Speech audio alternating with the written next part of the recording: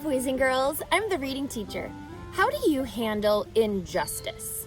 Injustice is when something happens that you don't think is fair or just. Something happens that you don't like. It's unfair. So how do you handle that? When something happens to you that you don't think is fair, what do you do? I wonder if we can learn from some fictional characters on how to handle injustice. I'm going to be reading to you a classic story, one of my favorites, called Charlotte's Web. This story was written by E.B. White. We'll see how this little girl, Fern, handles injustice in the first chapter. And there's lots more examples of injustice in the book. We'll see how kind words, loyal friends, patience, and listening can save the day. Let's get started. Chapter 1. Before breakfast. "Where's Papa going with that axe?" said Fern to her mother as they were setting the table for breakfast. "Out to the hog house," replied Mrs. Arable. "Some pigs were born last night." "I don't see why he needs an axe," continued Fern, who was only 8. "Well," said her mother, "one of the pigs is a runt. It's very small and weak, and it will never amount to anything. So your father has decided to do away with it."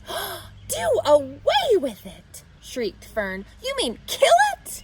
Just because it's smaller than the others?" Mrs. Arable put a pitcher of cream on the table. "Don't yell, Fern," she said. "Your father is right. The pig would probably die anyway." Now, a lot of times farmers did kill the runts, and let me tell you why. When a mother mammal has a big litter and she doesn't have enough nipples for the litter to attach on and suck milk out of, then the littlest ones usually die anyway because the older, bigger brothers and sisters would push it away. Not meaning to hurt it, but it's just they're trying to survive. So Mr. Arable was just doing what he thought nature would do anyway. Fern pushed a chair out of the way and ran outdoors. The grass was wet, and the earth smelled of springtime. Fern's sneakers were sopping by the time she caught up with her father. "Please, don't kill it," she sobbed. "It's unfair." Mr. Arable stopped walking. "Fern," he said gently, "you will have to learn to control yourself." "Control myself?" yelled Fern. "This is a matter of life and death, and you talk about controlling myself?"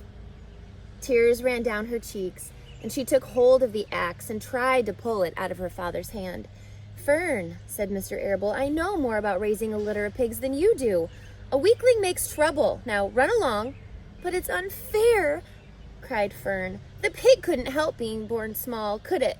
If I had been very small at birth, would you have killed me?" Mr. Arable smiled. "Certainly not," he said, looking down at his daughter with love.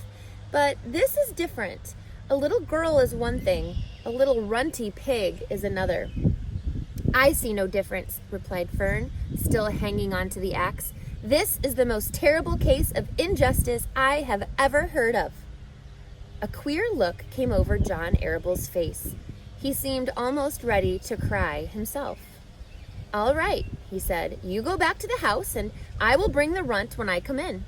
I'll let you start it on a bottle like a baby. Then you'll see what trouble a pig can be."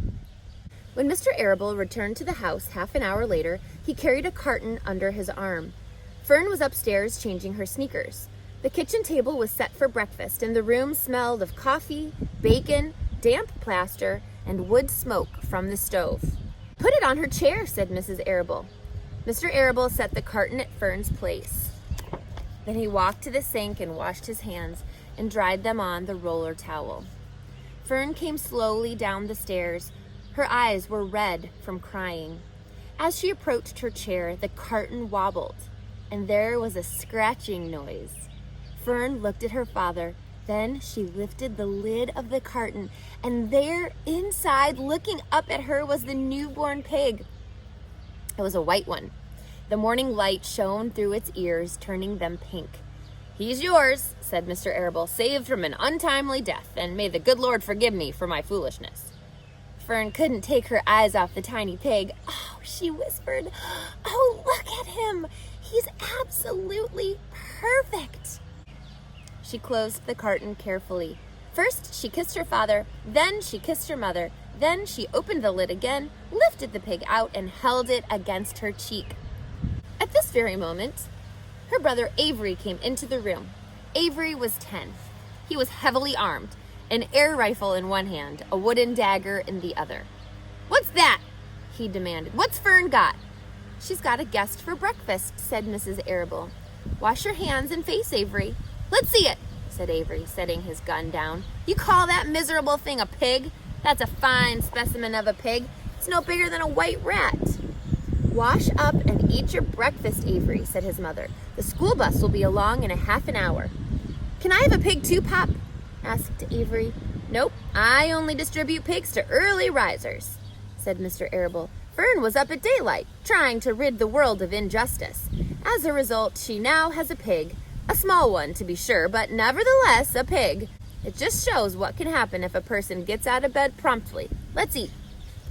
But Fern couldn't eat until her pig had had a drink of milk. Mrs. Arable found a baby's nursing bottle and a rubber nipple. She poured warm milk into the bottle, fitted the nipple over the top, and handed it to Fern. "Give him his breakfast," she said. A minute later, Fern was seated on the floor in the corner of the kitchen with her infant between her knees, teaching it to suck from the bottle. The pig, although tiny, had a good appetite and caught on quickly. The school bus honked from the road. "Run!" commanded Mrs. Arable, taking the pig from Fern and slipping a donut into her hand. Avery grabbed his gun and another donut. The children ran out to the road and climbed into the bus. Fern took no notice of the others in the bus. She just sat and stared out the window, thinking what a blissful world it was and how lucky she was to have entire charge of a pig. By the time the bus reached school, Fern had named her pet, selecting the most beautiful name she could think of. "Its name is Wilbur," she whispered to herself. She was still thinking about the pig when the teacher said, "Fern, what's the capital of Pennsylvania?" "Wilbur," replied Fern dreamily. The pupils giggled. Fern blushed. Oh, we can tell how much Fern loves her baby pig, can't we? And think about how Fern handled injustice in this first chapter. She thought it was unfair of her dad to kill that baby pig just because it was small. And what did she do? Well, she tried to get the axe back, for sure, but she talked to her dad, and her dad listened to her, didn't he? She talked to her dad, and she explained how she felt, and she explained why she felt it was wrong that he kill the pig, and the dad listened. And because of that, the dad changed his mind and gave Fern Wilbur. I hope you'll come back and see what's in store for these characters. Chapter 2 coming up.